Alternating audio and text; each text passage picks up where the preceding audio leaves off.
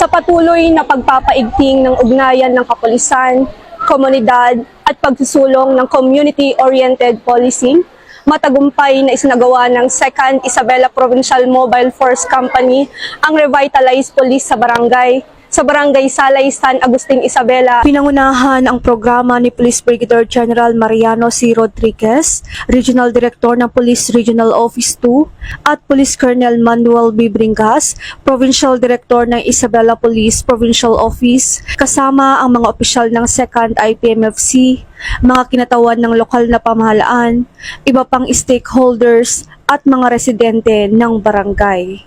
Sa nasabing aktibidad, formal na pinasinayaan at binasbasan ang bagong footbridge o tulay ng pag-asa na magsisilbing ligtas na daanan ng mga residente, lalo na ng mga mag-aaral.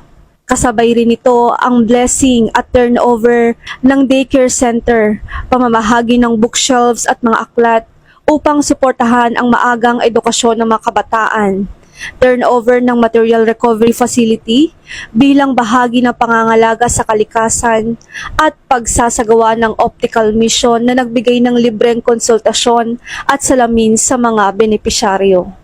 Layunin ng programa na mailapit ang iba't ibang serbisyong pampubliko sa mga residente sa pamamagitan ng mga proyektong pang-infrastruktura, serbisyong pangkalusugan at mga inisyatibong nagtataguyod ng edukasyon, pangangalaga sa kalikasan at pangkalahatang kapakanan ng komunidad.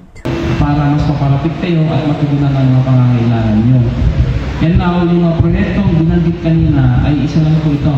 At sabi ni Kapitan kanina, sa pamamagitan ng ating mga lokal na opisyal, siguro po mas nadali pa ang proyekto para sa inyo, para sa kinabukasan. Ipinakita ng programa ang sama-sama pagkilos ng kapulisan, lokal na pamahalaan at mga katuwang na ahensya sa paghahatid ng mga serbisyong tunay na nararamdaman ng mamamayan.